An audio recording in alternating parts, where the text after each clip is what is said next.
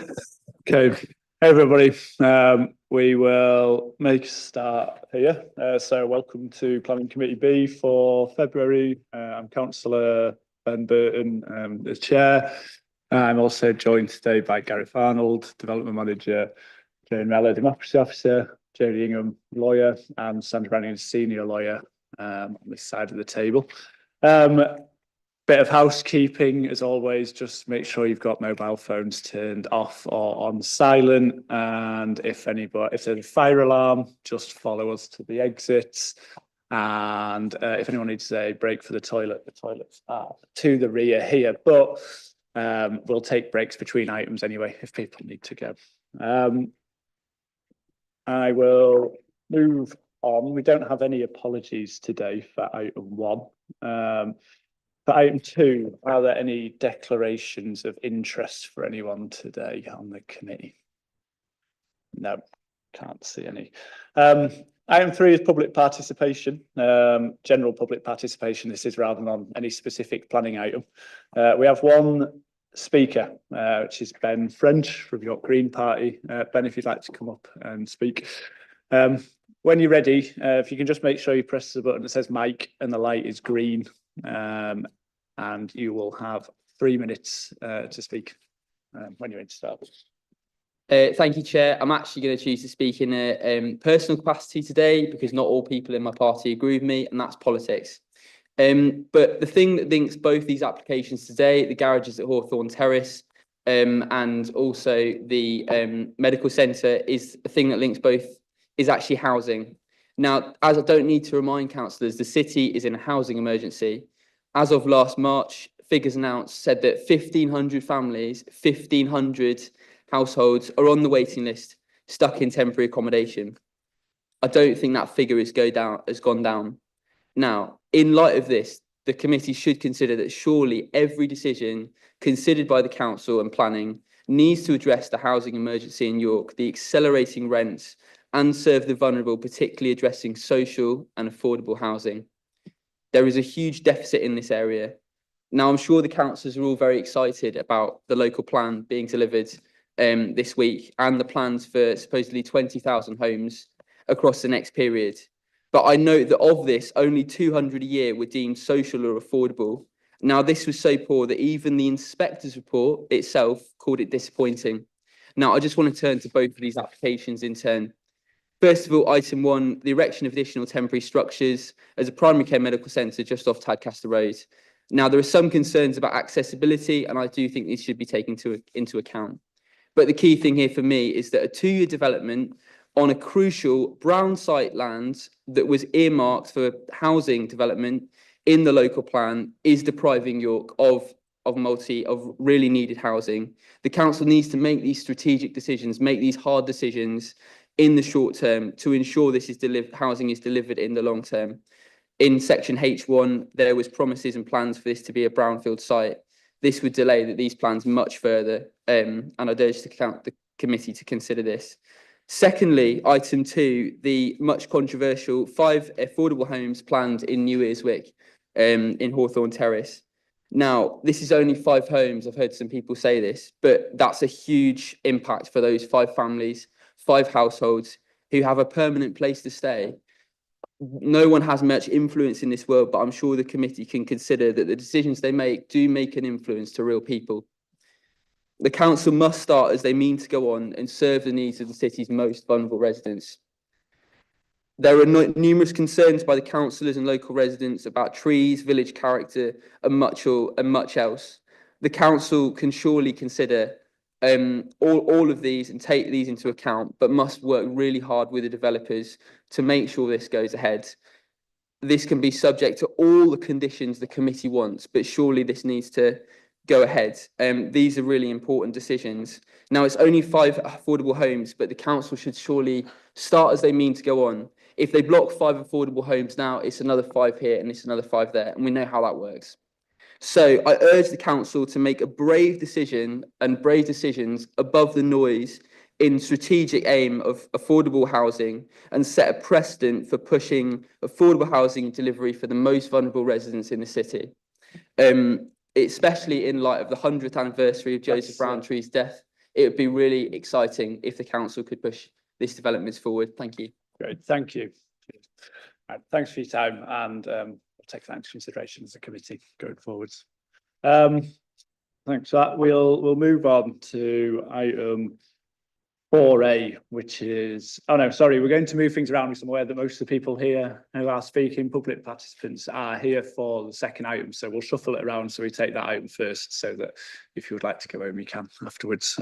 So we'll start with item 4B, which is the garages at Hawthorn, Terrace South. Gary, if you're able to take us through the presentation for that, please. Thank you, thank you, Chair. So this application is on a site of 18 single-storey garages, which date from the 1970s. I've got the Google image on the screen. Just change one. So the site is this area here. The garages and the concrete apron in front of those garages, and the site extends into this area of open space. You can see where those trees are, and then in this corner, this is taken from the south, so looking northwards, or from Terrace, the road between York and Haxby sneaks in the corner there, and you see the River Foss in the top right-hand corner. From the north looking south, the garages, the trees, Hawthorn Terrace South, and this is Station Avenue, which runs east-west through one of the original parts of the village. Existing site plan, it's not easy to see. It shows the trees set out within that area of open space, the garages and the streets coming in from the north, and then turning westwards across the bottom of the site. Existing garage blocks are what you would have seen on those photographs. Some more photographs of the site. So this is Hawthorn Terrace looking to the west, and these are the rear of the Station Avenue properties, with the site in the foreground and to the left. Garages again, and you can see those trees in the open space to the north side of the site. And again, and there's Ivy Place, that's number 1 Ivy Place, I believe, that you can see. From the open space, there's the Ivy Place Terrace. Just pick out the garages, the trees, which members will see will are proposed to be removed, and then the Station Avenue roof line. Again, another view across the site.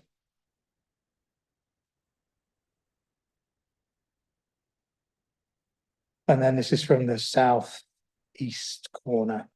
So another view of Ivy Place, and then the garages behind the shrub hedge line and the open space.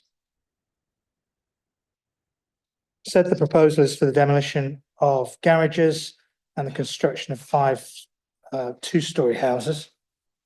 So here's site layouts.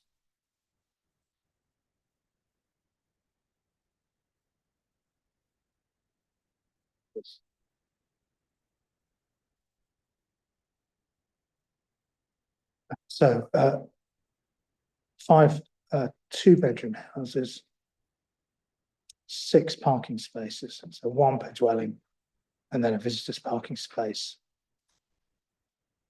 Small rear gardens with a brick-built shed incorporating cycle store, bin storage, and then his open plan front gardens, and a new pathway running across the open space east-west. Replacement tree planting shown in the open space. It's 2 house types. This is house type A, two-story traditional detailing, trying to reflect design principles within the garden village at present. House type B, which has a front-facing gable. The terrace elevations. So this is facing towards onto the open space. The rear of the houses, which back onto Hawthorn Terrace south. And then the flank elevations. And then this shows the relationship between the new terrace and the existing properties in Ivy Place. Some visuals of the development.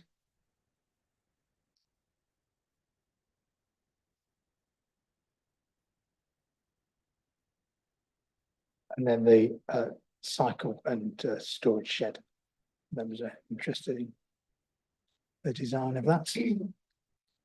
The site is in the conservation area and is adjacent.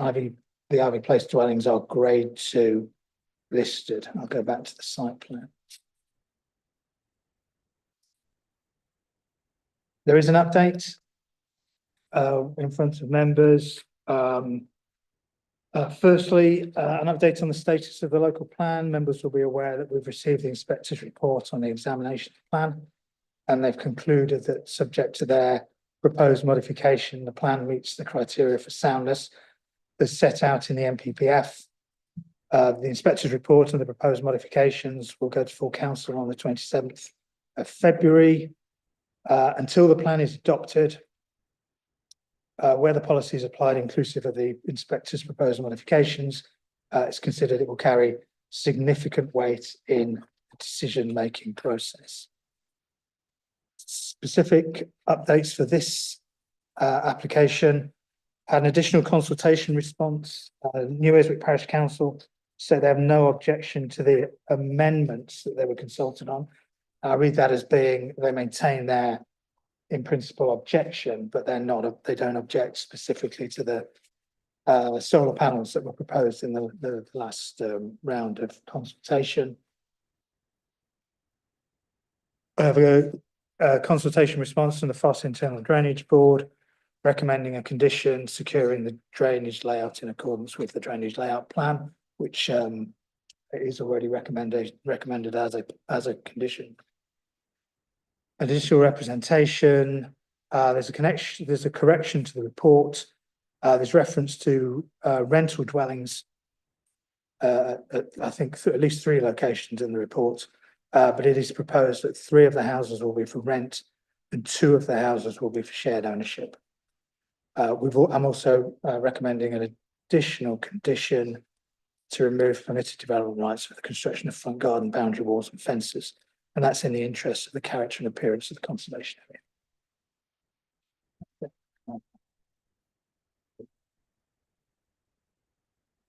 Great, thank you. Does anyone have any questions on the plans specifically before we go to public consultation? Yeah, Councillor Nelson, please. Can I just confirm, in terms of the trees that are being removed, it says 21, is it all of the trees that are circled on this map? Yeah. So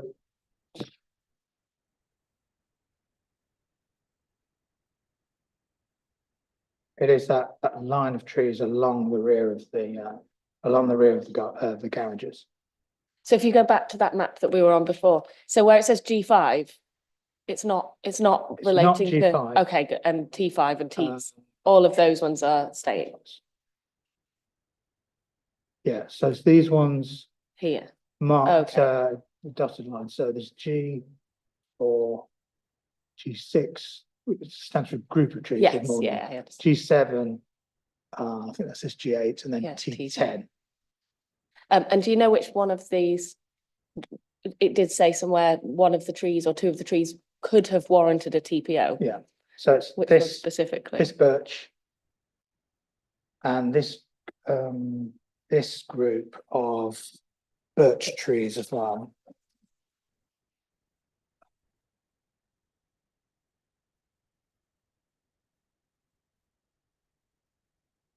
Sorry, these. Those ones. Thank you. Just for clarity. Thank you very No, much. sorry, this one here, G7 is the three birch trees, and then T10 is a silver birch. Thank you.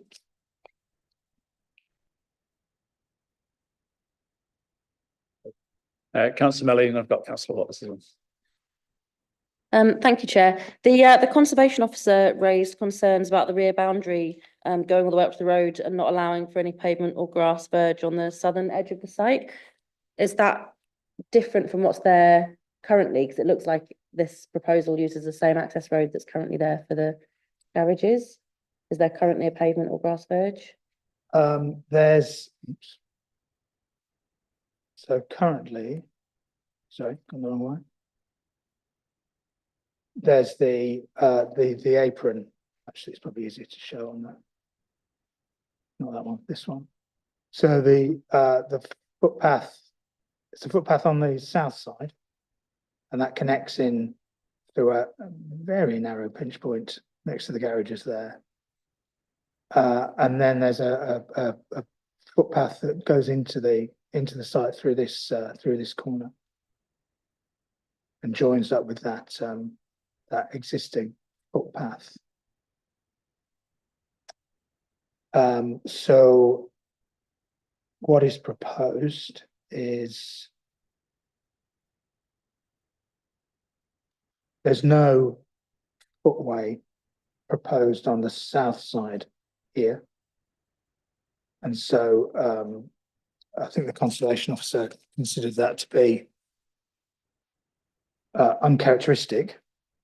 But I'm not sure there's an alternative which would, we don't feel there's the highways officers haven't suggested that's inherently unsafe, that the front of the houses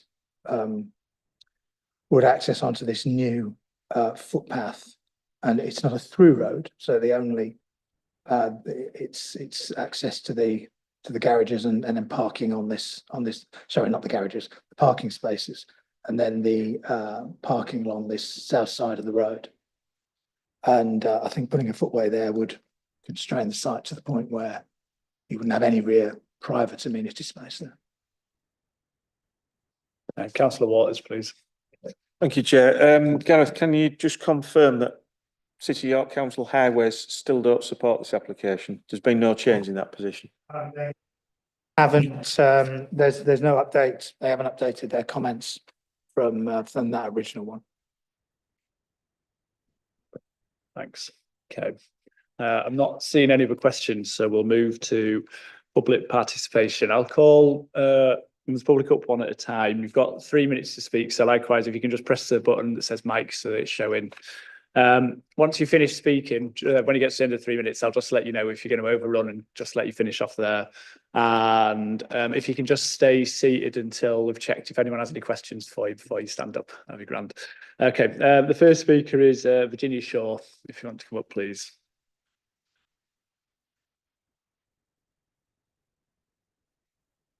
Thank you, Chair.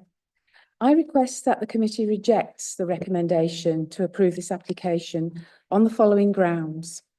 Firstly, though there's undoubtedly a need for additional homes, especially for rent in York, the proposed 5 new dwellings will not make a material difference. Additional homes should be in the right places. Hawthorn Terrace South is not such a place. An example of such a place is the York Central brownfield site, which envisages 2,500 new dwellings, a proportion of which will be for rent, and will make a significant contribution to the 20,000 new homes in the local plan. Secondly, the felling of 21 mature trees will not be mitigated by new planting. An average tree absorbs an average of 10 kilograms of carbon dioxide a year for the first 20 years. So a total of 200 kilograms. A tree releases around 700 kilograms of CO2 when felled and allowed to decay or is burned. So a young tree cannot absorb sufficient carbon in 20 years to mitigate the release of carbon effected by felling a mature tree. Furthermore, young trees are more vulnerable to vandalism. In addition, there are the benefits in terms of biodiversity and social amenity and the cooling effects from the shading by mature trees in our increasingly hot springs and summers. Thirdly, the space released by the demolition of the garages could be put to positive use for the benefit of existing residents. One, by providing more space for parking and vehicle access, which other speakers will refer to. Two, by providing more green space. The report refers to a deficit of 9.27 hectares of amenity green space in Huntingdon and New Earswick. Providing more green space would reduce this deficit, whereas the current plan adds to the deficit. Finally, Derwentthorpe has the same provision for bike storage, access to public transport and cycle paths and parking space per dwelling as the plan. After 10 years, a sample of 10 homes in phase 1 shows 6 have 2 vehicles, 1 has 3 and 3 have 1. Totaling 18 vehicles, that's in 10 homes. On that basis, within 10 years, the 5 new households could easily have a total of 9 vehicles between them, thus exacerbating existing problems with parking and congestion. Yes, I'll conclude by saying I hope you will reject this application. Thank you. Are there any questions for the speaker? Yeah, Councillor Fenton, please. Thank you. Just on the issue of parking, the report says that assessments have been made of available on-street parking in the local area. So if the dwellings result in 9 or 10 vehicles rather than 5, do you agree with the officer's conclusion that there would be sufficient overspill car park in the local area? Obviously, I don't live in the village, so I don't experience the parking situation, but that's the report suggests that there would be sufficient on-street parking nearby. I just wondered if you had any thoughts on that. Yes, well, the dwellings on Haxby Road don't have any on-street parking. They all have to park around here. The photographs didn't show many cars being parked. There is an existing problem with congestion, and there's a problem with access but for emergency vehicles. Another speaker will refer to that in detail. Thanks. I'm not seeing any questions, so thanks for your time. If you'd like to take a seat. The next speaker is Janice Pegg. If you'd like to come up, please.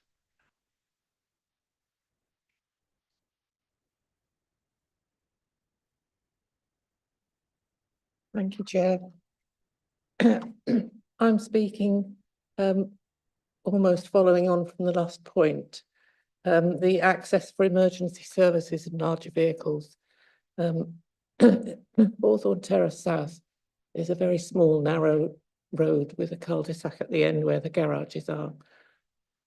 It's a turning point at that end for large vehicles such as delivery vans and the waste collection. 1 to 16 Hawthorn Terrace South fronts onto Haxby Road, so they can only park in Hawthorn Terrace South. 1 to 15 Chestnut Grove fronts onto Chestnut Grove, which is a walkway, so they have to park on Hawthorn Terrace South. And 1 to 5 Ivy Place fronts onto Hawthorn Terrace South. 6 to 12 has no vehicle access at all, and some residents of that particular Ivy Place do have access needs. There's a lot of congestion in the evenings and at weekends.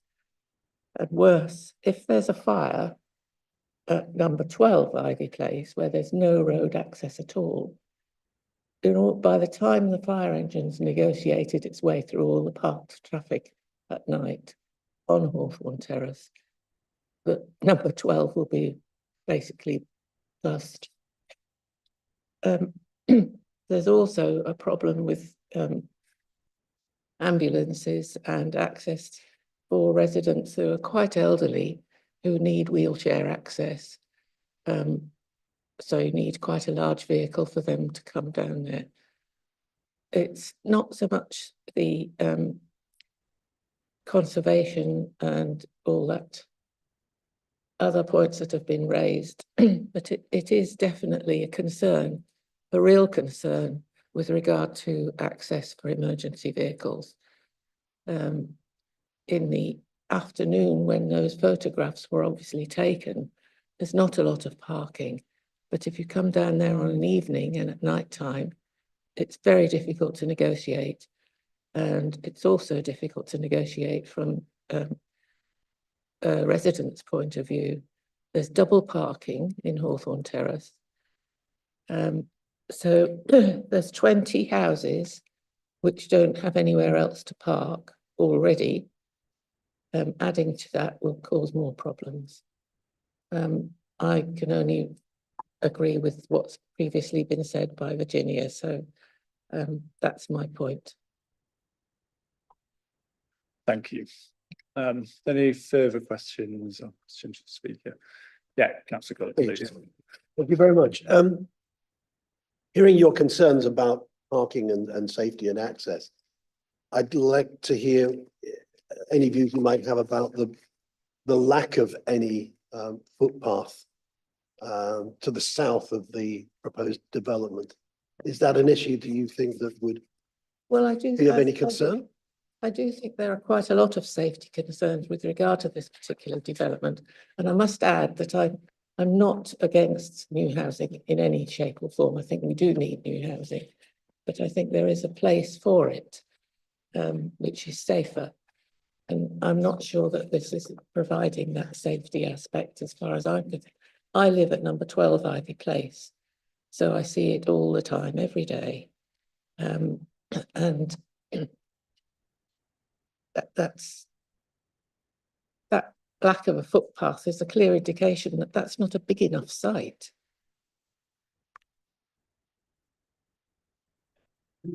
I think it was number 12. Forgive me, I think it was number 12 you referred to when you said that access for an emergency vehicle would not be possible. No, number 12 Ivy Place is at the top of this map there, on the end. And there's no access to a road at all for the people who live there. So there's 6 properties which can only be accessed from Hawthorn Terrace South.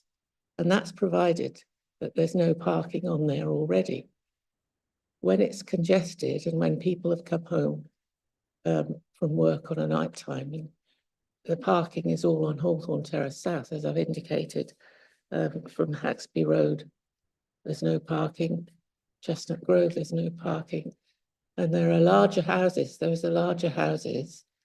And there's 20 houses there that have only parking spaces on Hawthorn Terrace. Councillor Melly, you had a question. Thank you, Chair. My understanding is that all these garages have been vacated now, whereas they might have been rented out before and people could have used them for parking. Since now those garages are no longer used for parking because they're no longer rented out, has that had any impact on parking or congestion that you've noticed? Well, yes, it had an impact on me because I've got nowhere to park my car now. And the congestion has got worse. Cars are all parked along the back of Station Avenue as well, which you could see from one of the photographs. I mean, those photographs were taken during the day. We're talking about evening, night time, when people have come home from work. And there's the larger houses are generally more than one adult and more than one car. So it's, I mean, when we came out today, there were 5 cars parked along in the car park in the area where the garages are that may well have been parked in the garage at one point, because we were just all asked to vacate the garages, so. So that parking's been displaced to elsewhere in the surrounding roads? Yeah. Okay, thank you. Councillor Nelson had a question. Thank you. I also don't live in New Earswick, so I've been having a real explore on Google Maps around all the roads. So I was looking at where you were talking about Ivy Place and those houses that don't have any road access. I live in one of these back, not in New Earswick, but I understand what you mean, because I live in a house built at a similar time, I think, when road access to the front of your house didn't exist. But I noticed that Willow Bank is almost equidistant in terms of walking to those houses on Ivy Place. Do people not park on Willow Bank as well? No, because there's housing all the way along and there are laybys and parking, so that Willow Bank itself is generally fully parked all along. If we get the dog walkers and people like that who go past. Oh, so people come to New Earswick and park on Willow Bank for a short amount of time and then leave? No, these people who live on Willow Bank, because the houses on Willow Bank front onto Chestnut Grove, where there's no parking. So anybody that lives in those houses has to park on Willow Bank. Okay, yeah, that makes sense. yeah. But the people from Ivy Place could kind of park in either direction. They're there's going a to have space. similar problems, but Yeah, they could go, like those people that you were talking about that don't have access to either side of their house. There's Willow Bank on one side and Hawthorn Terrace on the other. And they have to Yes. kind of take the best option. provided there's a parking Yes, space. no, I understand. Thank you. Thank you very much. Great. Sorry, Councillor Waters, and then we'll. Thank you, Chair. Just while the speaker's still sat there, I think it'd be helpful if you actually put the photograph up or showing the parked cars, because the speaker's obviously saying that that's not representative of the situation when people have returned home. And I think it'd be useful if the speaker had the opportunity to talk through the photograph.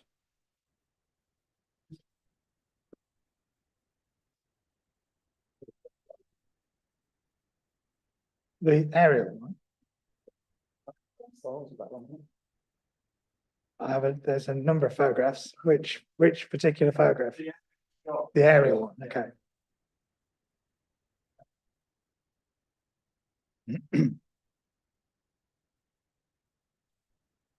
Right. Do you want me just to say where, what it looks like?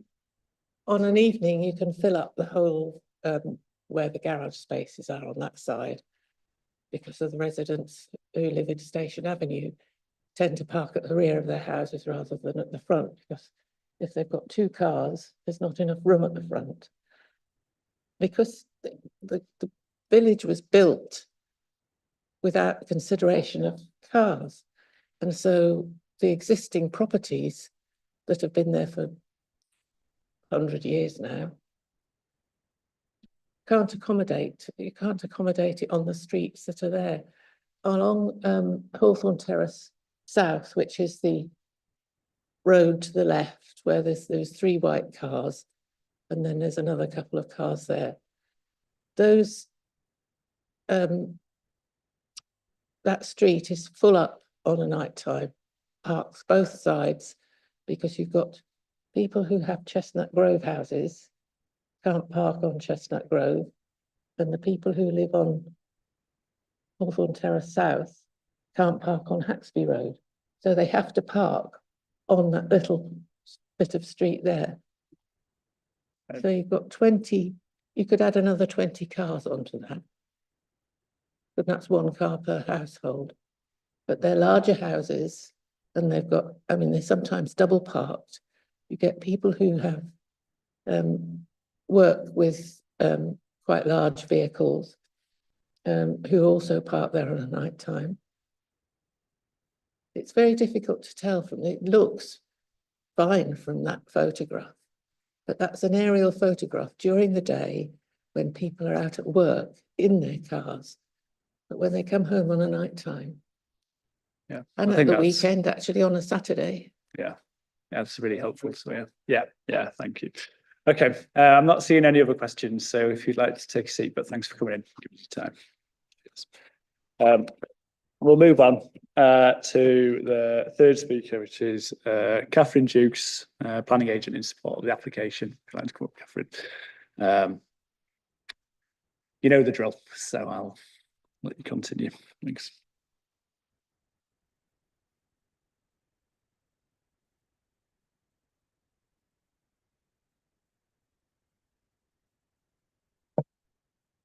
Good afternoon and thank you for the opportunity to speak. As you're aware, the application was presented to committee in December with a recommendation for approval. In recognition of concerns expressed at previous meetings by committee members, the applicant asked if determination might be deferred so as to allow for the drawings to be updated with solar PV systems. Alongside air source heat pumps and a fabric first approach, these energy efficiency measures will reduce running costs for residents and reduce the environmental impact of the properties. The proposal involves the redevelopment of a brownfield site, which is to be supported by funding from the combined authority if approved. Just to make clear, the garage tenants have been given notice and all transfer requests are being accommodated. Such garage blocks date from the 1970s and detract from the significance of the conservation area, and so the proposal is very much intended to repair the harm to this part of the new Earswick conservation area, which is one of the earliest phases. The proposed architecture is more than appropriate, given it takes reference from Ivy Place onto which the new terrace will face. The design includes the same arched doorways and fenestration, and the materials are intended to also match, so as to respect the original character, something that the current garage block clearly fails to do. The scheme offers an appropriate level of parking provision for residents and a visitor parking space alongside individual bike stores. Whilst there is a small loss of public open space to make way for parking, the proposal will secure a continuation of the original public realm planting, along with a community orchard, providing a variety of native fruit trees. Not only will this planting be more appropriate within the conservation area compared to the current non-native conifers, but the planting of fruit trees continues one of Joseph Roundtree's original aims, whose centenary death is being marked this week.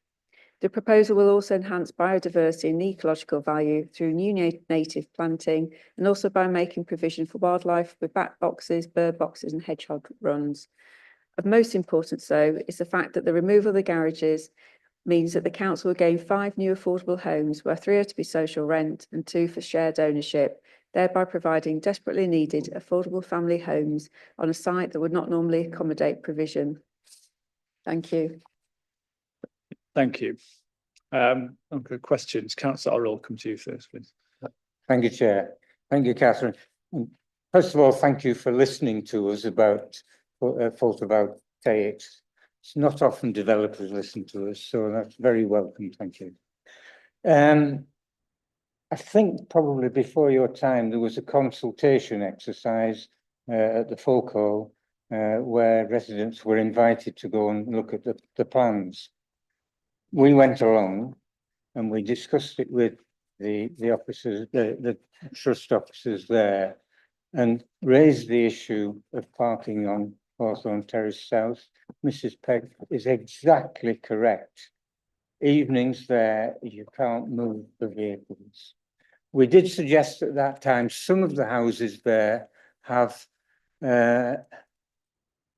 parking within their curtilage, and we did suggest that the trust look at that to see if that could improve the situation. Do you know if that's ever happened? I don't, sorry, but the thing about planning applications is they're to be determined on their own merit, so they can't look to solve existing problems outside the red line. So it's immaterial really as to whether the trust is looking elsewhere, I'm afraid to say. Okay, thank you. I've got Councillor Fenton. Thank you very much. The paragraph 5.60 of the report includes some comments from the landscape architects, where they recommend some amendments to the planting scheme for the replacement trees in terms of moving an oak and including an additional birch tree. Are those amendments that you've considered and would be happy to accept? There is a planning condition that requires a detailed landscape scheme to be submitted for approval, which will look at species and their size and position, so it'll be dealt with through condition. So to repeat my question, what's your thoughts at this point on the suggestions put forward by the landscape architect, please? It'll need looking at again with officers, because a large part of this is around the maintenance, and the maintenance team of Joseph Roundtree. So I don't want to speak on their behalf. So there will be a conversation. It is something that needs to be looked at, but it can be dealt with by way of condition. Thank you. Yeah, Councillor Elson, please. Thank you. Can I just confirm, in terms of, so obviously the 18 garages are now vacant, but I noticed in the report in 2023, there was a comment about how only 14 of them had been let out before they were vacated, and how of those 14 residents that rented them, only 2 used them for cars.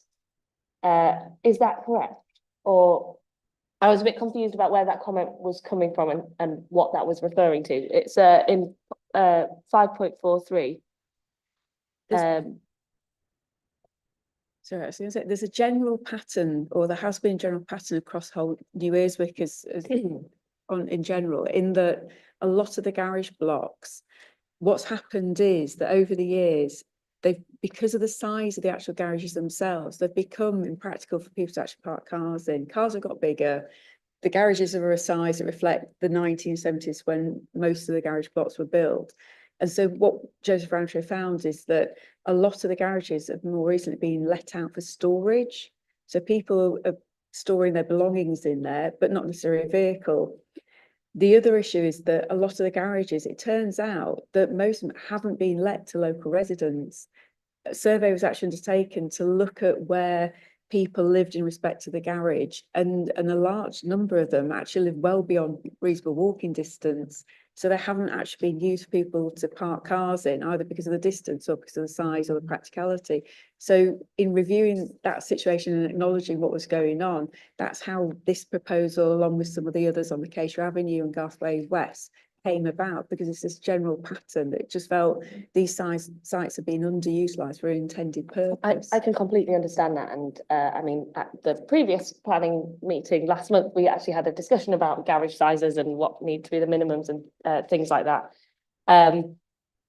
Do we have any actual information about these specific garages, or is all of that information general? And I think it's still very relevant in a general sense, but it would be really good if we knew how many of these garages, when they were let out, were being used. I'm going to hold my hand up to the fact that it's a while since I wrote the planning statement. The information was submitted, it is in the application. So if can I just read can't this out remember. to you, and then you can tell me if this would be right, because it says this is comments in 2023, which obviously is quite a long time ago. Currently, there are only 2 tenants who use their garages for their intended purpose of providing parking for cars.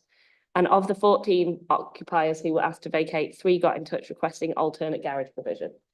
If I wrote it back then, it's true. So at that time, that was exactly the case, that through that survey that was undertaken of all the garage tenants, then the results found that there were only actually 2 people who were actually using for parking. And those were the tenants of these specific garages? Yes, yeah, thank you, yeah. Brilliant, yeah, I just wanted to clarify that, because I think that talking about releasing 18 cars onto the streets is very different to talking about releasing 3 cars onto the streets, perhaps, I don't know, but yeah, thank you for clarifying that. Thanks. I've got Councillor Bassey and I've got Councillor Waters. Thank you, Chair. Yes, so in a week when York's about to, I hope, adopt a local plan after just 70 years, I'd like to just kind of talk strategy with you. Joseph Roundtree, when he created this village, as I understand it, you can correct me if I'm wrong, was trying to create a space for ordinary people to live better lives than they had in the past. And part of that was to create this space where there was park and people would walk to their homes. The world then changed, And we've seen in our report in the 1950s and 70s, cars were taking over everything. Presumably it was the Joseph Rowntree Housing Trust then decided we need to respond and change this environment so that it's fit for cars. And now we're saying the garages are too small because cars are even bigger and we need houses, and the world's continuously changing. And I think we all recognize that. But the vision that Joseph Rowntree had at the start in this conservation area with all its grade 2 listed buildings seems to be fading away. And I'm just wondering if the Housing Trust looks at this in the round and thinks, going forward, how do we ensure that this place that was created in the way it was can go forward positively and accommodate cars in a different way, so that what we don't end up with is a beautiful development that just is completely covered in cars. So the removal of the garages, it seems to me, may contribute negatively, may not contribute negatively, but I'd just like to get a handle on whether there's a view, or whether we're just picking off little bits bit by bit and not really having a view. I will leave this to your judgment and you will know full. I- But we don't need to, we're not here to judge Joseph Rowntree's strategy on their housing development approach to how they run the city. So I'll leave it up to you, Catherine, how you wish to respond to that, but you're not compelled to, essentially. No, I'm very quickly trying to run through the heritage statement, because it's a while since I wrote that as well. And what I've purposely done, because you'll recognise by now, I've been sat here in front of a number of different applications, because that's actually been part of the strategy that we've been looking over New Earswick for a fair few years now. And as part of each one of those applications, we've had the same baseline heritage assessment. We're coming from the same position in every single application as to an understanding as to the history of New Earswick. And we've then, through myself and the team, we've had that level approach and consistency of approach through each of the applications and in the strategy.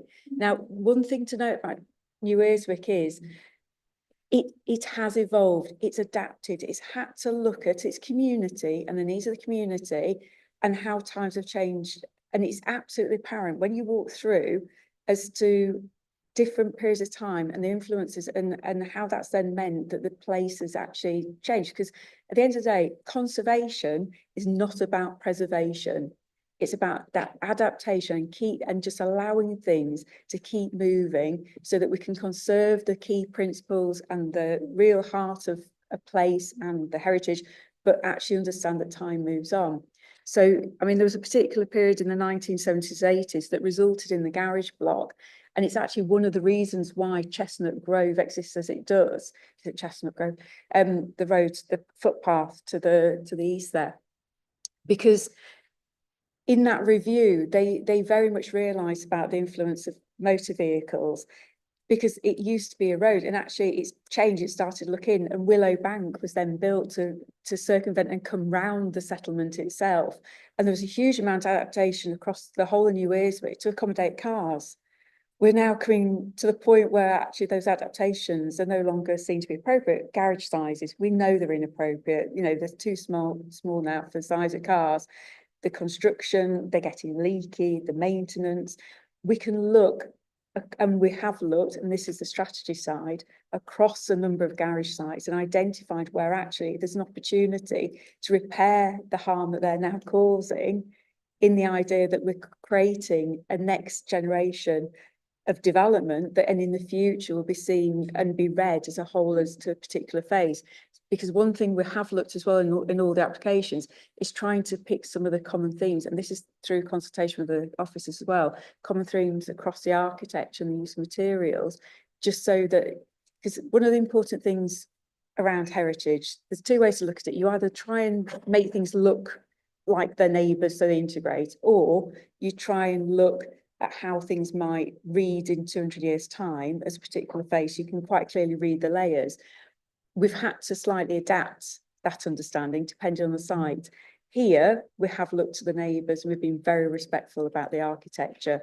If you go out to Acacia Avenue, or Garthway West, which are on the edge, a slightly different approach has been taken, but the architecture matches through then to Willowbank as well. So no, there is a strategy. There has been a lot of thought that's gone into this, and it's just quite difficult to communicate in a few phrases. So it is without, it is with thought.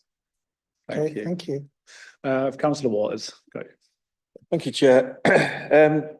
Just for clarity, because there was quite a bit of discussion around occupation of the garages, whether they are occupied by cars or not, if the garages are lost, you still lose a considerable amount of parking space to the front of the garages.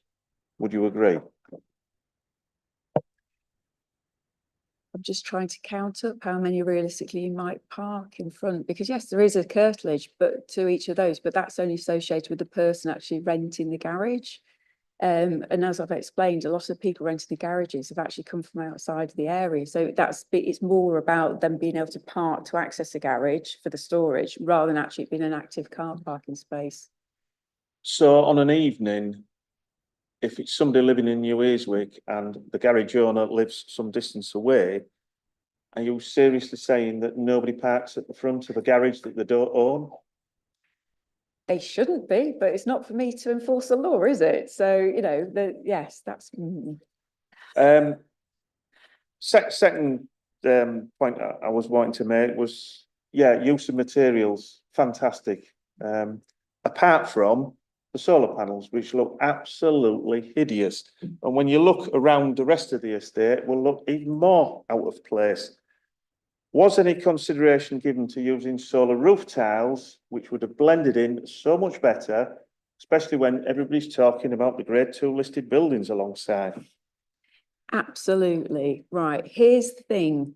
So technology keeps moving on, and we did look at an inline system, but the problem with an inline system is once it's inline and it's part of the actual structure, if technology overtakes, then how do you deal with that? Because if it's a mounted system, you can quite easily just remove the brackets, remove the panels, and it's gone. And what you're left with is the roof that will match all the others, which for me is a lot better and a more sensible solution than an inline system, which would mean all the roofs being removed and then the whole building having to have the roof actually replaced.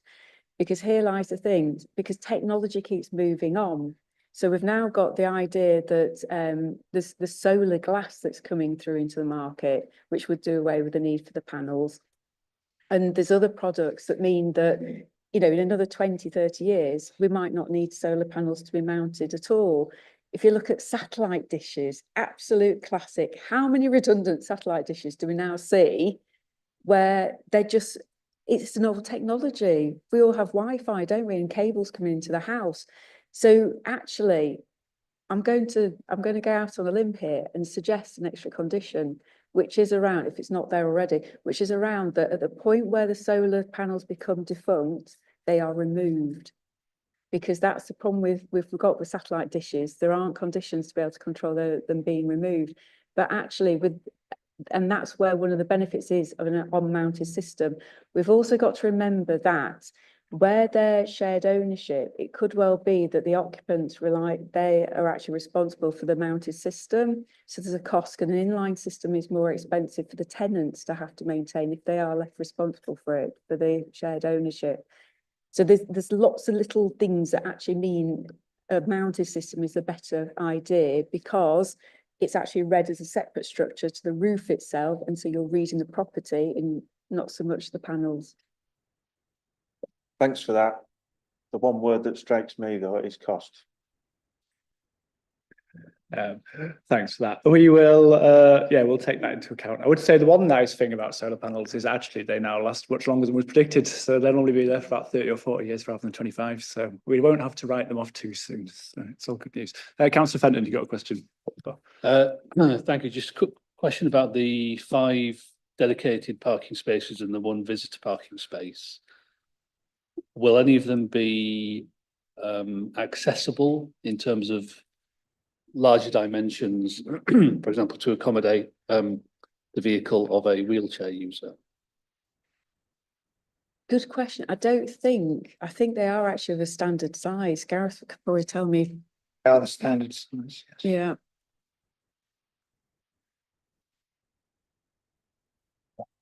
And would any of them have, will they have the plumbing for electric charging, even if they won't have the charging unit itself?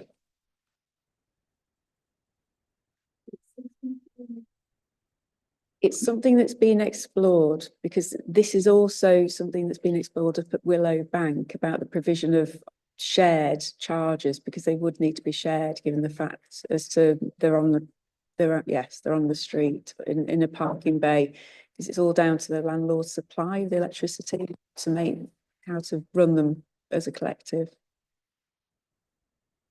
Thanks. I'm not seeing any other questions, so thanks for your time speaking, and we'll move on. Before we move through to discussion, does anyone have any questions for officers in relation to the report itself? Yeah, Councillor Millie, please. Thank you, Chair. At the bottom of page 36, it says about WO lines have been proposed for the northern side of Hawthorn Terrace South. Does that mean this bottom bit that's adjacent to this site? Or does that mean further up the road? I think it's this, just here along this bit. So why does that fall outside the planning process? Why can't it be conditioned if we felt that was necessary? I don't think it's, I think it was proposed on the drawing, so it's not been suggested by the by highway staff. So I'm not sure it's been considered necessary or unnecessary. It's just a general proposal, that's as far as I'm aware. Unfortunately, the case officer has moved on to other opportunities, so I'm afraid I'm not aware of discussions that may or may not have taken place. But if it's not secured by condition, which it isn't, my suggestion is that it wasn't considered to be a requirement. Councillor Nelson, please. On page 38, 5.49, it says about the windows of some of them that they're going to be at a 45-degree angle. And this is probably a really stupid question, but what difference does the window being on a 45-degree angle make in terms of you seeing out of it?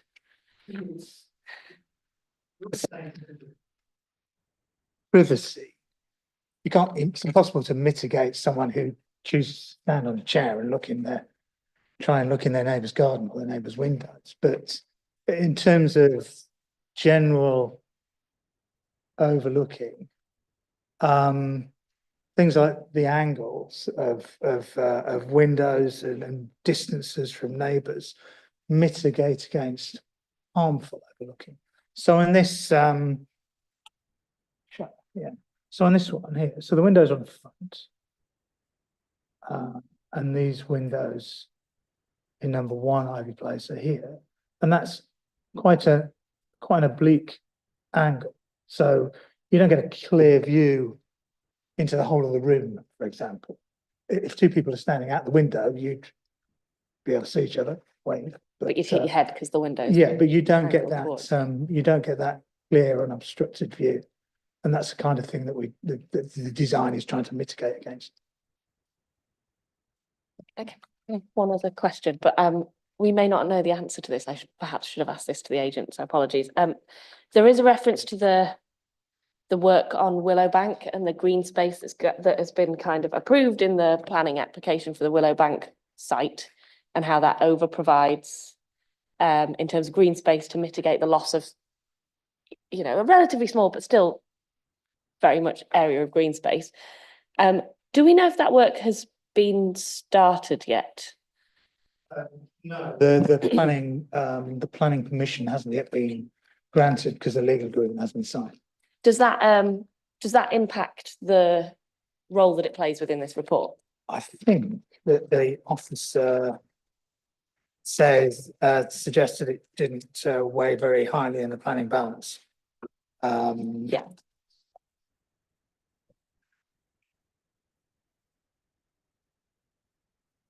Yeah, 5.34 The agent states Willow Bank provide, I haven't read this through, so if it gets to an end that I don't expect, then forgive me. The agent states that Willow Bank provides compensatory open space. However, this is not proposed to be linked or secured via this application.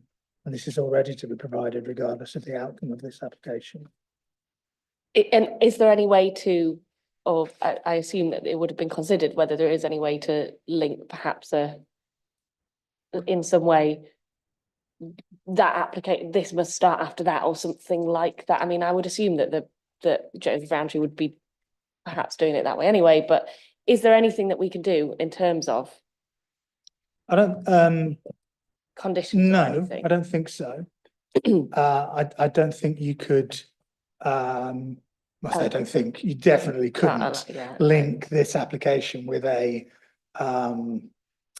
condition that says you can't commence this until the other site's been.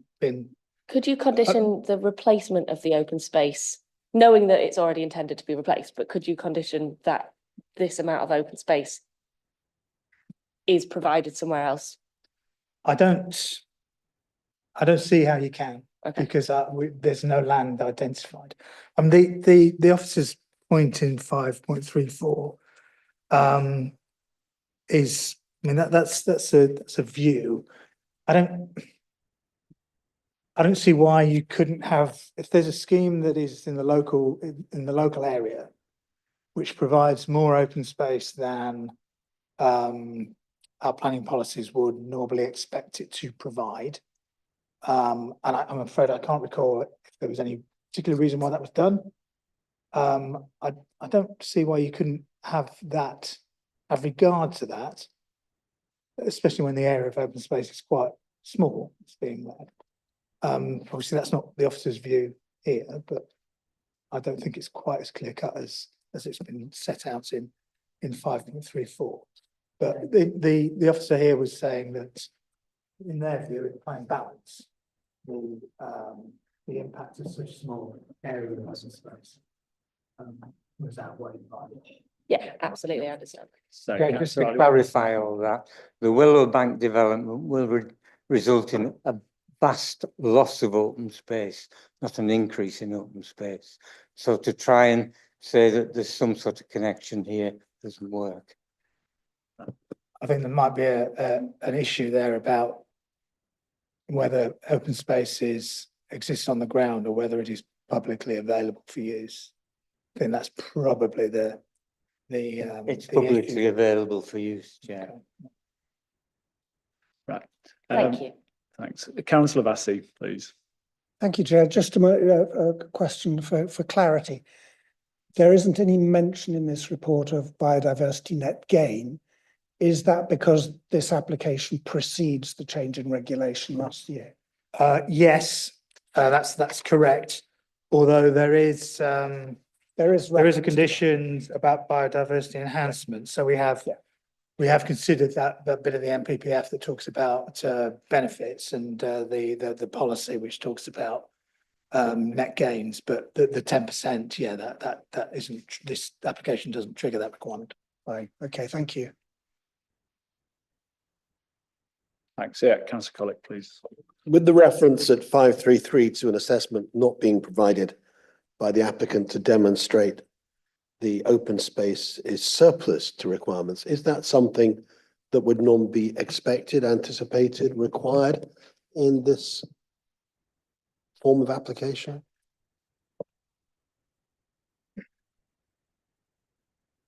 Such a small area of open space,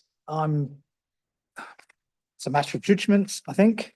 Our policy talks about open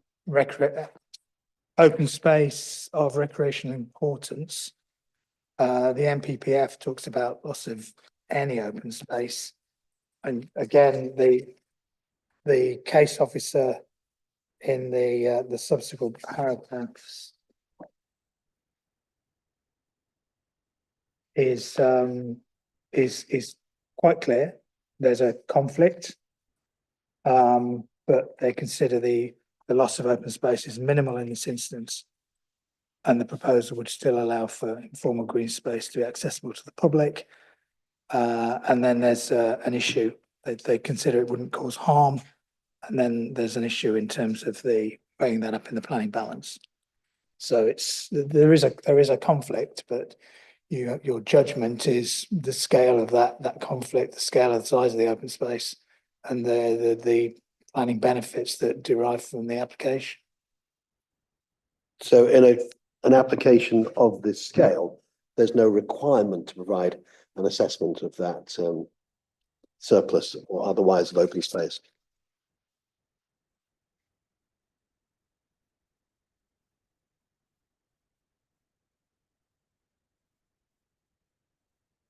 So on page 34, 5.29, so that's quoting the NPPF, and that talks about that doesn't introduce a size issue in terms of when that assessment has been undertaken. There's those three caveats to the loss.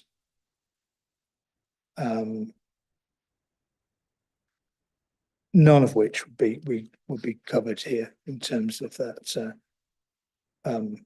the area of open space to be lost. Yeah, thank you for confirming that. Great, thanks. Not seeing any other questions. Can I just? Yeah, of course. Just picking up on some of the comments made about the parking issues. I've done 3 evening visits this week and then 2 evening visits prior to the December meeting. My observations are similar to the case officer's observations, although her visit was in the daytime and the Google Street View is also in the daytime. So this area of Hawthorn Terrace South is heavily parked. There are houses towards the northern end that have off-street parking. Some of those areas of off-street parking negate the laybys that have been created to some degree, unless people who park outside their own gates. And there is a couple of elements where I observed double parking, but that was tended to be where someone was parked in a lay-by and a vehicle presumably owned by the same person was against it. So it wasn't double parking in the street as such. It was a very small amount of available parking in this area on all my 3 visits. Here it was slightly different. So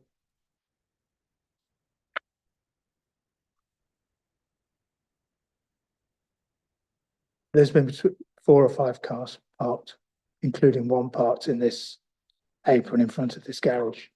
So my assessment is probably 4 to 5 car parking spaces available when I've undertaken my visit in the evening, and fewer here, maybe 3 at most available in this part of the street.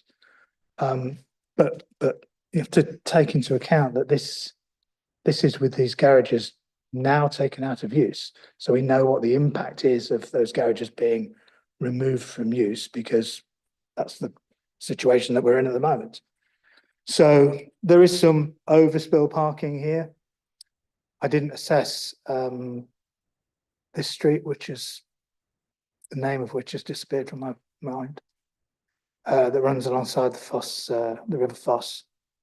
There was certainly a lot of parking spaces available this morning when I went, but I didn't look at that street in the evening.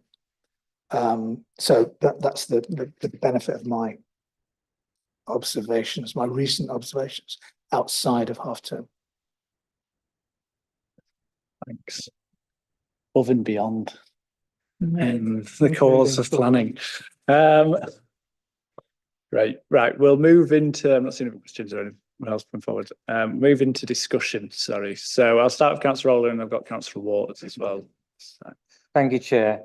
Just to agree with Gareth, I've visited the site on well, during the day, as Mrs. Pegg said, it's not a big problem, but I visited the site in the evening several times and had similar results to you guys. So more cars would be a problem there. And as Mrs. Pegg said, more problems for emergency vehicles, certainly. Looking at the officer's conclusions, he mentions harm and mentions three harm areas. Less than substantial harm to the settings of the listed buildings, moderate harm from the loss of trees, limited harm to the loss of open space, and we talked about that before. But the report mentions other harms as well. The MPPF harm to designated heritage site should be refused. The report says it's low harm, hard standing, minor but harmful effect on the character of the conservation area. Conservation officer concerns the rear boundary extending up to the road uncharacteristic. Harm for people with disabilities. The officer says there's no harm to residential amenity. I suspect the local residents might not agree with that. And less than substantial harm to the historic environment. So there's lots of small amounts of harm. Do all these limited amounts accumulate to a significant harm? Judgment we have to make is whether all these harms do make that difference. At the moment, I'm not convinced that they do. And the plus, of course, is the 5 houses. But our area has planning permissions for over 1,500 houses. So for the balance of the area of New Earswick, I don't think an additional 5 houses is there when it's going to damage the area as the harms that have been mentioned. Thanks. I've got Councillor Waters and then. Can I just come in? Page 30, 5.13, which I think is what Councillor Orwell was talking about, in terms of when you mentioned that the MPPF says you should refuse harm to a designated heritage asset. That's specifically in terms of where there's an identification of the development will lead to substantial harm or total loss of significance of a designated heritage asset. So there's been no suggestion. The report doesn't suggest, conservation officer doesn't suggest that there's substantial harm. Members may consider there's substantial harm to the conservation area or the setting of listed buildings, but you'd really have to justify that, and I don't think you'd be able to. So the test is in 514, which is is when there's identified less than substantial harm, that harm's weighed against public benefits. 5.3 is information, but it's certainly not the way the report has been written in terms of impacts on the conservation area. Supplementary, yeah.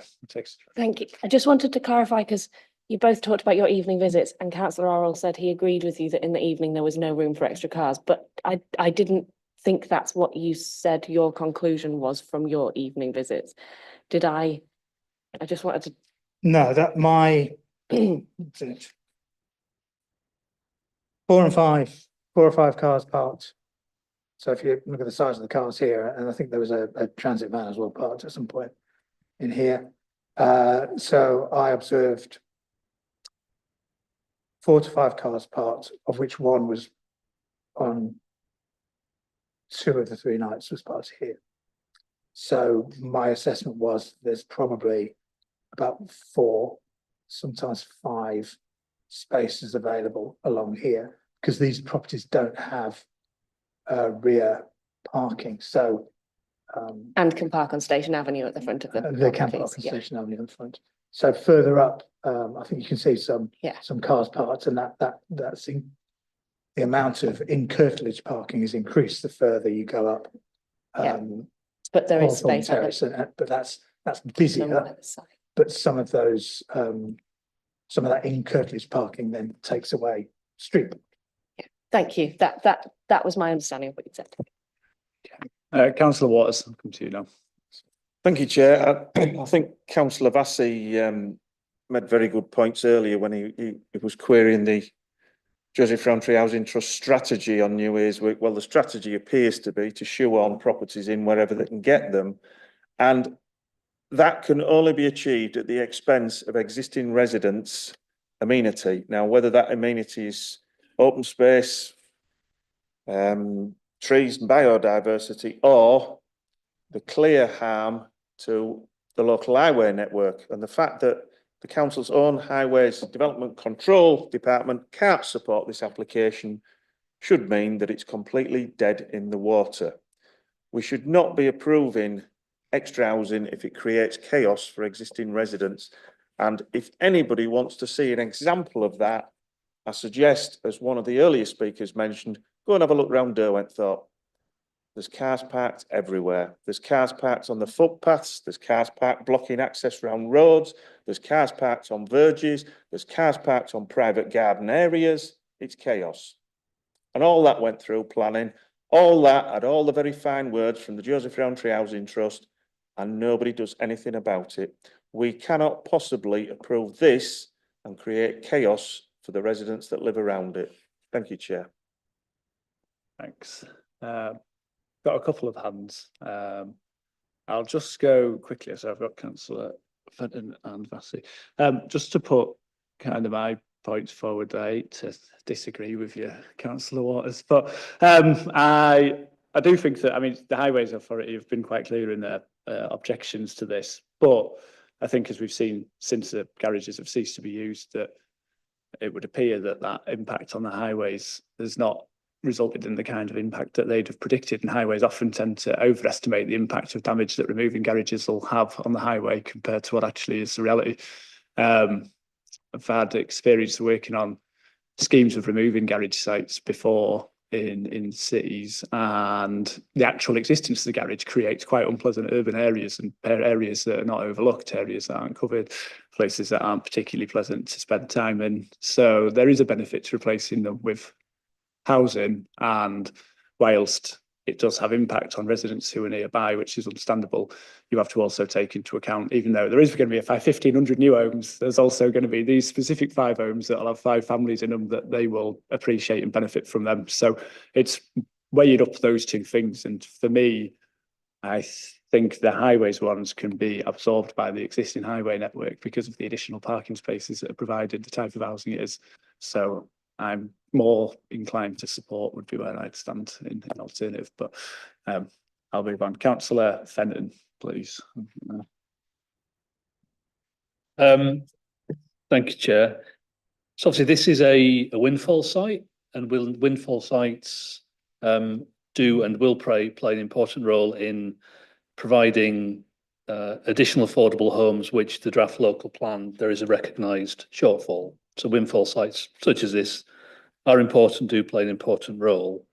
The concerns I had around sort of the planting scheme, I got a response that gave me some assurance that the landscape architect's recommendations would be picked up on. On the parking issues, there is already pressure on the local road network for the reasons that the speaker set out. It was never designed, as many of our streets were not designed to cope with the volume of traffic and parking. I don't think we can hang all of those issues on this application. I think that just wouldn't work. It wouldn't be a defensible reason for refusal. It's sort of a bit disappointing. More consideration hasn't been given to the layout of the dedicated parking that is to be provided, and I hope that can be looked at. I suppose the one sort of concern I do have is around the cumulative impact on the conservation area that is New Earswick. of sort of piecemeal development. So this is where it becomes difficult, because we have to look at this application on its merit and look at the very specific issues that pertain to this. But the report talks about other garages across New Earswick are subject to redevelopment, and I'm sure they will come forward and be considered by planning committee in due course. My one concern is the cumulative impact of all of the windfall site developments, and what that means for New Earswick, and how it was designed, and how residents, both current and future, will experience it. So that's, I suppose, the one area that does give me a degree of concern. But look forward to hearing what others are saying. Yeah. Sorry, I think I missed a hand from you earlier. So I'll go to Councillor Nelson. I'll come to you. Thank you. I threw you with my supplementary. Apologies. Thank you, Councillor Fenton, because I'm starting from a point of probably agreeing very much with the kind of direction that you're going with this. I feel like the highways objection's interesting, because they said that there wasn't enough evidence that those garages weren't being used for cars, but there's very clear evidence, which is why I asked the agent about the fact that those garages weren't being used for cars. I think that Gareth's contribution about the impact that's had on the highways at the moment is really useful. The highways team did not object to the development and the car provision for the development. And I think that's the thing that has real weight. We seem to have had a lot of discussions around the strategy of Joseph Rowntree, which is not really what we're here to discuss, but I would like to kind of add something to that in terms of the heart of what Joseph Rowntree did and has always done is provide housing for people who need it, who are not able to afford the premium prices in a city such as York. And that seems to me exactly what this is about. This is about providing 2-bed houses, which is something that we really lack in the city, 2-bed small family homes. It's about providing them all affordably or shared ownership. And we do have a housing crisis in the city, but we hugely have an affordable housing crisis in the city. And I just feel like that actually fits perfectly with the aims and sort of vision of Joseph Rowntree as an organisation.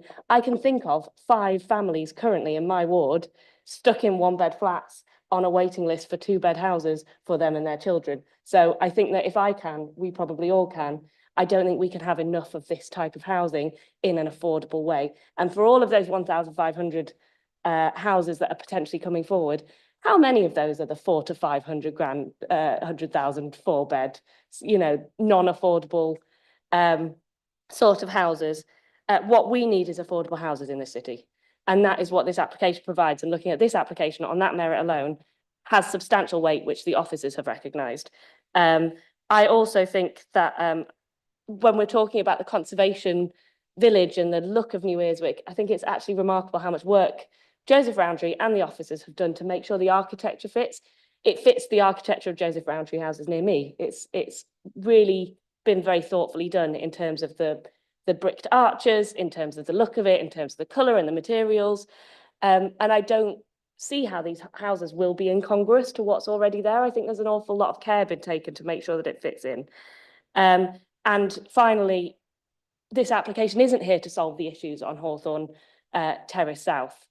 What's interesting is our officers, I'm really pleased to be able to know that our officers have gone over and above to make sure they've done those evening visits, to make sure they've looked at the parking situation at the key times of day. And the one place where there is parking availability is where this development is. The specific area of where this development is pretty much the one area, like one kind of bit of all of this area where the houses that back onto that road have parking out the front, out of the other side of them. So it seems to me that although there are clearly huge parking issues in New Earswick and on this road, this specific development in the exact area of the road that it's in, I can't see how that is going to add to, in an enormous way, the massive problems at the opposite end of Hawthorn Terrace South. And I can't see how that could possibly outweigh the benefit of those 5 families who need affordable 2-bed houses having somewhere to live. So I've probably gone a bit further than you have, Councillor Fenton, but I really feel like we've gone through this whole section of the agenda and barely mentioned affordable housing. barely mentioned York's housing crisis. And I do take the first speaker's point that it doesn't matter how many houses, affordable houses happen elsewhere in the city. This would be 5 families who currently need this housing who would have it. So for that reason, I'm really in support of this application and in following the officer's recommendation. Councillor Bassey, so I'm from you. Thank you, Chair. I broadly agree with what the previous 2 speakers have said. There are pluses and minuses in every application that comes before us. There are things we have to weigh. That's our job. In terms of the positives, I agree. I think the proposed buildings are very much in keeping with the area, the way they're designed and presented. I personally have no problem with solar PV.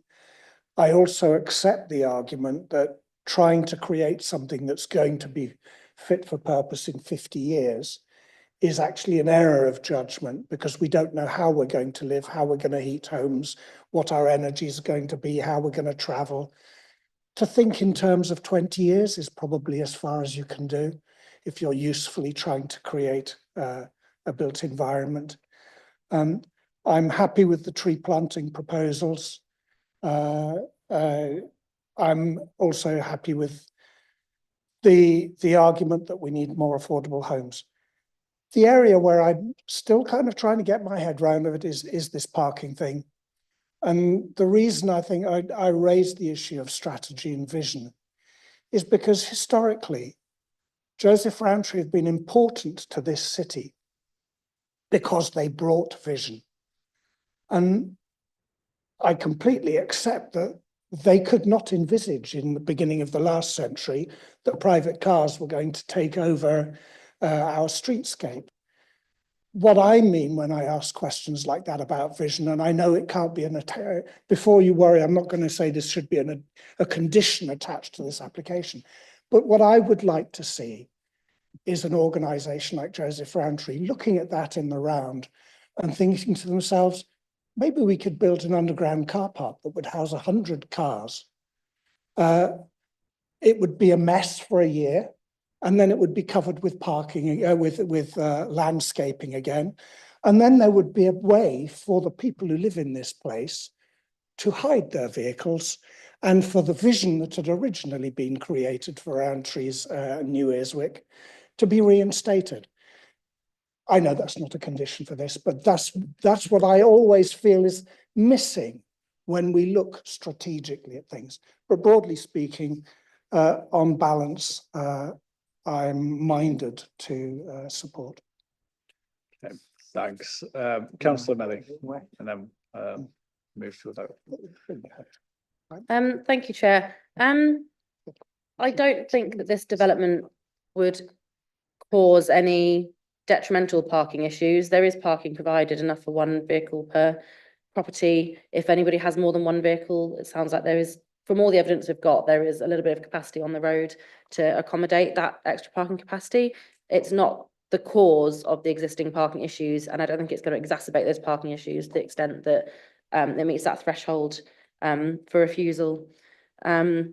I think there would actually be an improvement to the conservation area by the loss of these garages and replacing them with, as has been said, quite well-designed homes that are in keeping with the surrounding area. I also don't think that there not being a path or grass verge has any impact, because there isn't currently a path or grass verge. It's outside of the area of this application. It's not a change. So I don't think that's a factor. I am concerned by the loss of open space. I know it's just a strip along the edge of what is currently garages, but it doesn't take many strips, 1 strip at a time, to lose a lot of open space. And when there already isn't enough open space, and having open space is part of what makes a house a home, is having that, you know, amenity so nearby. It's good for physical and mental health. That does concern me. And the lack of accessible parking concerns me. And it seems like there might be some unresolved drainage issues which concern me.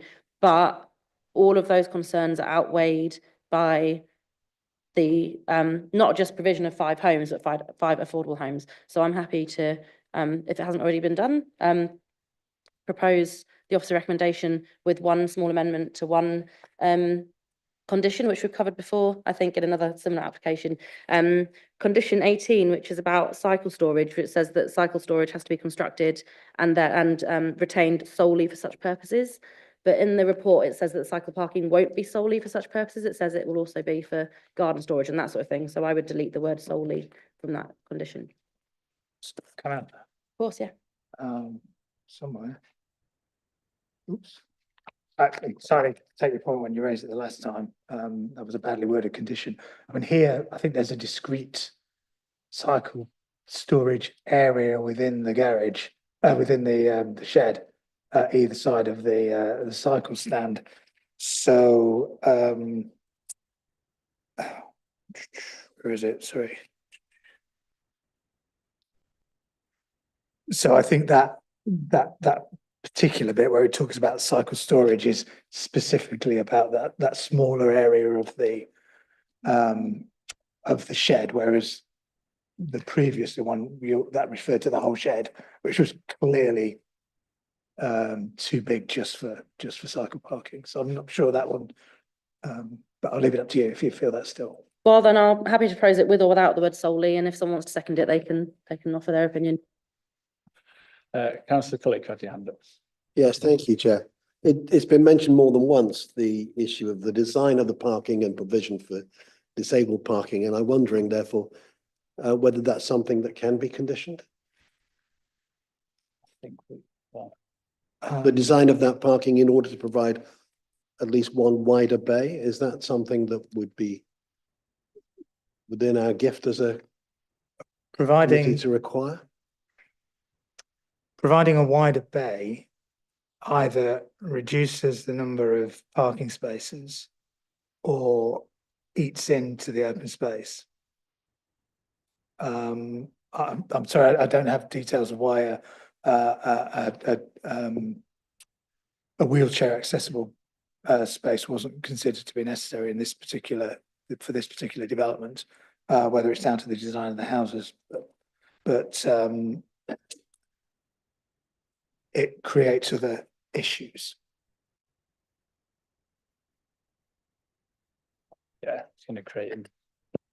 Sorry, yeah, Councillor Nelson. Could it perhaps be something that we could put in as an informative to consider whether, without it being a condition, could the committee put an informative or to say we would? Such a significant change to, well, not so significant, but it's going to be quite a big change to what we're looking at. But it's possible that the housing trust might be able to designate a bay on the road. You know how you can put disabled parking spaces on the road or something like that.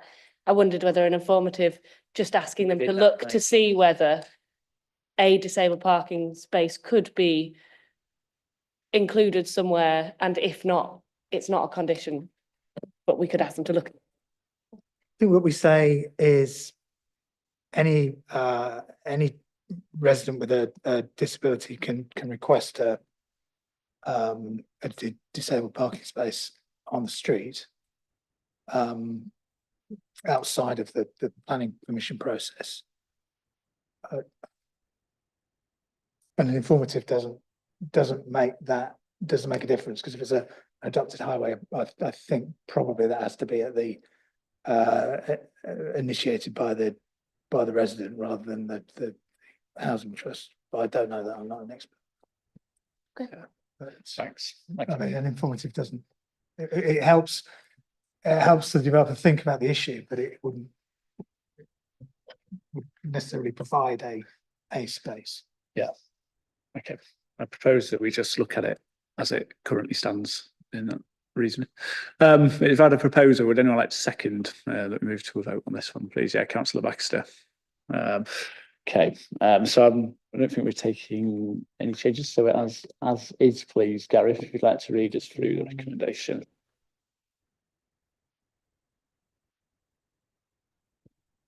So the recommendation is to approve the application subject to the conditions on the prior completion of the legal agreement set out on page 46 onwards, and then subject to the proposed additional conditions set out in the printed update regarding permitted development rights.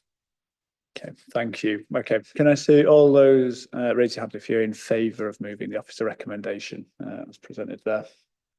All those who are against, 2 against, and there'll be no abstentions. So in that case, the application is approved, and that's been approved there. We take a quick, very short break to 10 past, just to let people leave if they want to. People can stretch their legs, and then we'll pick up the next item. Thank you.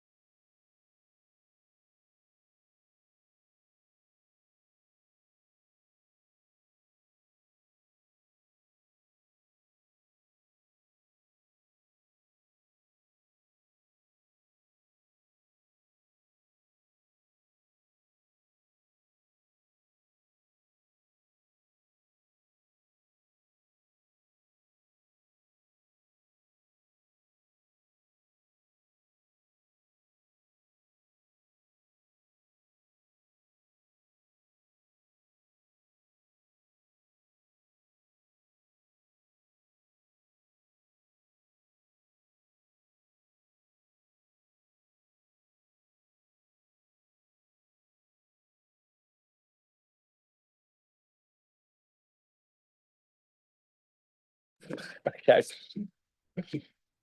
All right, we'll pick up there. So welcome back. We'll move ahead to item 4A, which moved backwards before. So that's Askham Bar, Tadcaster Road. Gareth, can you take us through the presentation? Thank please? you, Chair. So this is planning application for the continued use of the former Askham Bar Park and Ride site as a primary care medical centre. The application seeks continued use for another period of 24 months. Members will be aware that the site was first developed during the COVID pandemic under emergency permitted development rights. And then subsequent to that, we granted, as a planning committee, granted planning permission for a further 2 years use. And this is a continuation of that use. The status of the local plan update is of some importance here because the site is allocated as a housing site in the local plan. Although it's considered that given the place we're in terms of moving that site forward, that this particular development wouldn't prejudice the bringing forward for that site for housing in the short to medium term that's set out in the plan. The proposal removes those porta cabins at the north end of the site. Oops, the wrong way. And there is a small some small temporary buildings proposed to its place, and then there is the back of a lorry type assessment centre, which I'm always nervous getting into. It's proposed up there in the north end of the site as an alternative to what's there at the moment. But the recommendation is permission be granted, and there's no further update. Thanks. We haven't got any public speakers, so if anyone has any questions, either on the plans or on the report, then welcome now. Councillor Nelson and then Councillor Melly. Might as well get in quick. So one of the things that is, I believe, conditioned around this is the cycle parking, or at least the cycling park. I think it said the cycle parking would be delivered before the amendments. I hope I'm not going backwards with that. But when we were looking at cycling, here we go. Page number 11, 5.11, sites provided with Sheffield Hoop cycle stands.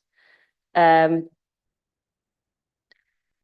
question is, when I was looking at the cycle parking, it seemed to me that there was no provision for accessible cycle parking, the wider bays for trikes and accessible bikes. And that seems to be quite a big oversight when this is a health centre that people will be travelling to with all different needs in all different ways. And sustainable access is one of the key things in the application. So I was wondering whether it could be added in as a condition. So 5.11 says 24 Sheffield Hoop cycle stands, 10 secure cycle lockers, 10 motorcycle parking bays, and then you've got the staff parking, parent parking, disabled parking. But nowhere in there does it mention accessible cycle parking, and that just seems to me to be an oversight and something that needs to be on this site. The LTN 120 suggests that accessible cycle parking should also be normally placed close to accessible car parking spaces, and that specific areas should be set aside for three-wheel cycles. So yes, I would like to ask about that, please.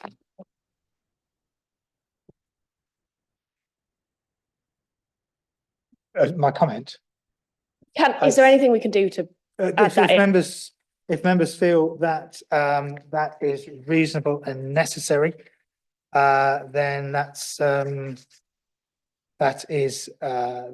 no reason why you couldn't require that by condition. That's great. When we get to that point, that's something I'd like to suggest. Councillor Melly. Thank you, Chair. I had a question about the travel plan and how different it is from the current permitted use. Because there's some information in this report about transport that I don't feel applies currently to the current use of the site. So I was just wondering if that information is there because it's part of the new proposed use rather than the current use. So for example, paragraph 5.4 talks about the benefits of this scheme because it's closer to patient homes than the hospital. And it talks about, and paragraph 5.12 mentions about being within walking distance to Woodthorpe and Dringhouses. So the hospital isn't my ward, and I have met with the person in charge of transport for the whole area. And I know, and he said to me that at the moment, location of patients' homes isn't a factor in whether you get an appointment here or whether you get an appointment at the hospital. And actually, as an example, if you don't mind me sharing a personal example, last year, me and a friend both needed the same scan at about the same time, just a couple of months apart. She lives in Dringhouses and was sent for the scan at York Hospital. I live right by York Hospital and was sent to this site. So as it currently runs, it's not relevant that it's within walking distance of Dringhouses or that it's closer to patient homes. Yeah, so is that in the updated travel plan? Is that a change from the existing consent? I don't think it goes into that detail about who's referred where. The travel plan is all about encouraging alternatives to the private car, increasing awareness of alternative modes of transport, promoting walking and cycling, selecting more appropriate forms of transport, increase accessibility to the site by all users, and then gain an understanding of transport issues. They're, as far as I'm aware, there's nothing in there that talks about coordination of who's sent where. And I'm not sure it's. So is it relevant that I it's in would walking like distance to- of Woodthorpe and Dringhouses when this is, you know, patients in Woodthorpe and Dringhouses 90% of the hospital anyway, and this site is serving the whole of the City of York area and beyond, most of which isn't within walking distance, and for most of which it isn't closer to patient homes. Patients are everywhere and just as likely to be closer to this site or the hospital or anywhere else providing these services. Are you taking issue with the way the report is written, or? Well, I mean, the information's in the Because we have report. to determine what's in front of us. Yeah. I It's mean, either this or not this. well, no, but the report is written with information in it for us to consider, and I'm just wondering what the source of that information was and if it has any weight, if it's relevant or not, or if it's just there for our reading pleasure. Well, as a statement of fact, it's within walking distance of Woodthorpe and Dringhouses. If the NHS can't coordinate who is referred to which site, that I'm not sure that's a planning issue. So factually, I don't take issue with them, but I take the point you're making. I don't think we've got control over that now. Is that a supplementary? Yes, thanks. May I suggest that perhaps it's relevant that it's very close to a very incredibly frequent park and ride, as I know, as it goes past me as I'm waiting for my number 4 bus. Cycle lanes and cycle improvements down Tadcaster Road, the A64, which obviously isn't, no one's walking or cycling across, but like, while I take your point very much, I feel like it is still in a very sustainable location in terms of travel from all different types of travel. There's the orbital cycle route from Bishopthorpe. There's lots of different ways to get there. As someone who sometimes has to go the other way to the hospital, it's much harder to get there, I would say, than here in a sustainable way from lots of places in the city. But perhaps we could write an informative to the NHS to ask them to coordinate their appointments better. I'll move on. Councillor Orrell, Yeah, please. it's a long walk and at least 2 buses from Huntington, so it's not very easy for us. No, the question I wanted to follow up from what you said about housing, Gareth. There's no comment from the housing on this application.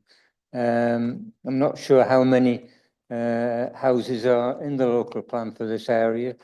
it's council land, so presumably all affordable. So Well, would that's- housing have a comment on the delay of building on the site? I'm not sure that it was 50 or 60. Or maybe it says in the report, who knows?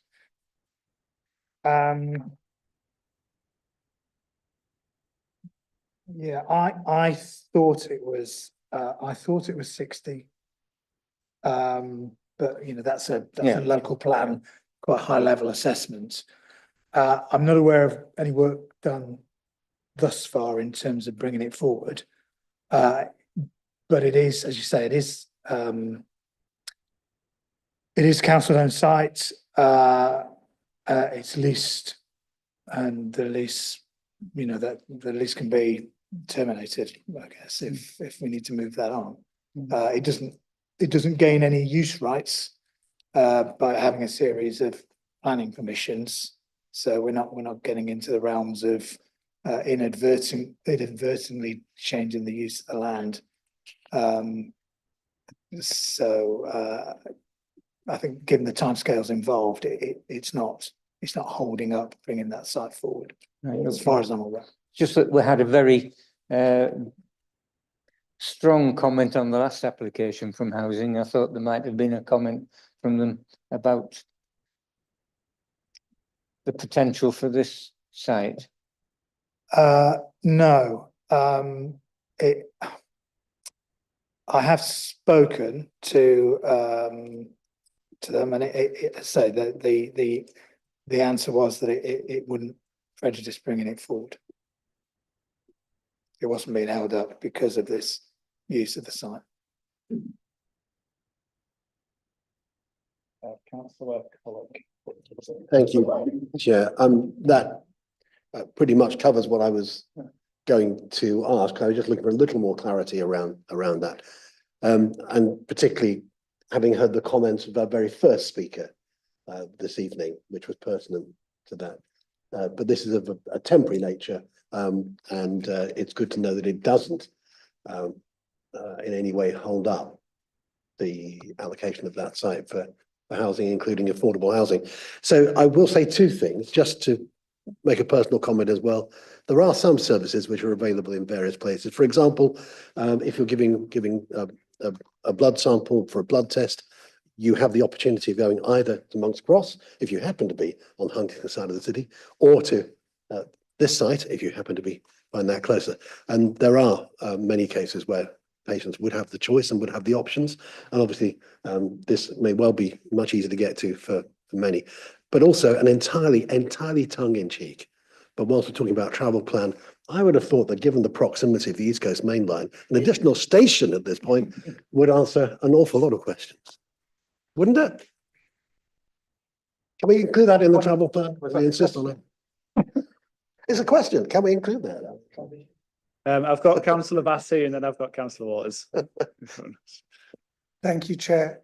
I'd note that tens of thousands of us benefited from the existence of this site during the pandemic, from all around York, and I'm hugely supportive of it.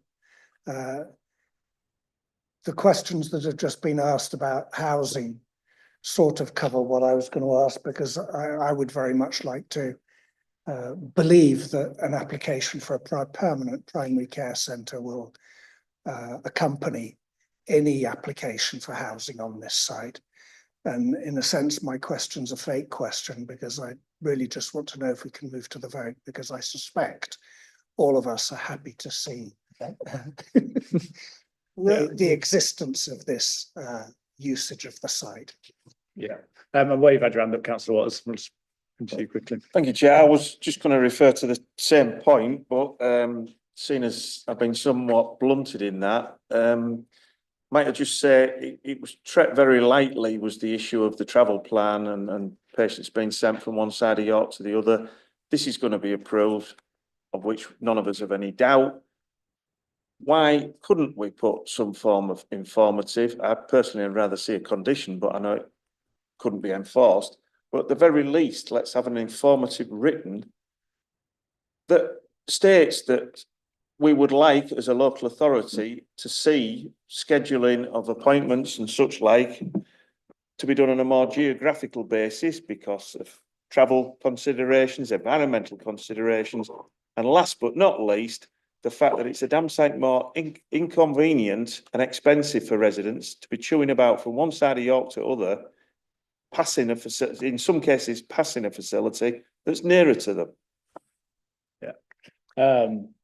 I'll just check with you whether because obviously this is for Nimbus Care, not the NHS system as a whole for York. But I didn't know whether it's an application by Nimbus Care. Yeah.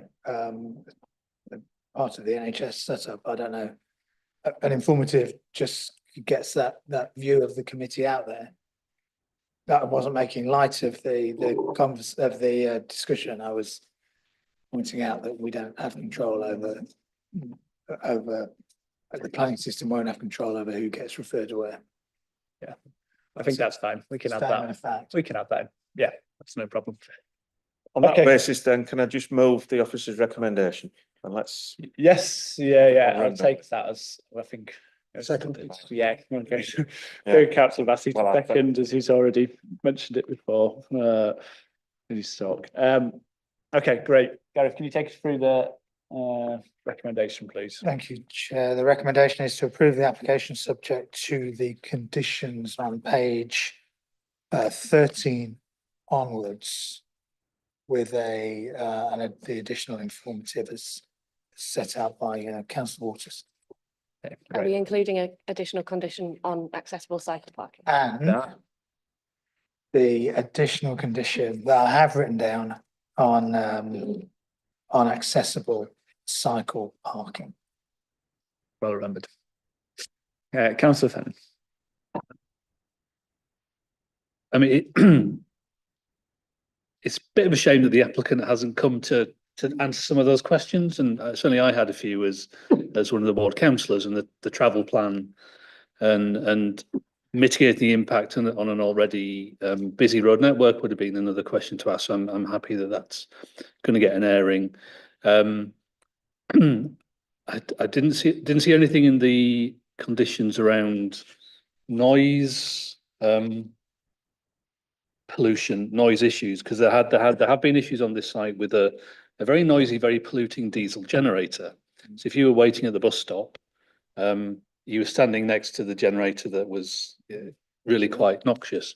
That's gone for now, but I'm not sure whether it's coming back. So I don't know if I couldn't recall seeing anything in. There is a condition 3, talks about the combined rating level of any building service noise associated with plant or equipment, and then sets out noise levels that it shouldn't exceed. So there's noise, but not fumes. Noise, but not Yes. fumes. I suppose if there were fumes, that could be taken up through public protection and dealt with in a normal way. Okay, thank you. Thanks. Wasn't any change, so I think we can just carry on moving to the vote. So can I see all who are in favour of moving off the recommendation? So that's passed unanimously, and I'll thank everyone for their time there, and we'll close the meeting. That's approved. Oh, sorry, Councillor Cullick, you had there. One item of urgent business. I think we just should take this moment to mark the passing of the emerging local plan. And maybe a couple of minutes silence would be. Thanks. Does it have to be urgent, or can it be any other business? It has to be urgent business. I'll email you. Thanks. Cheers, everyone.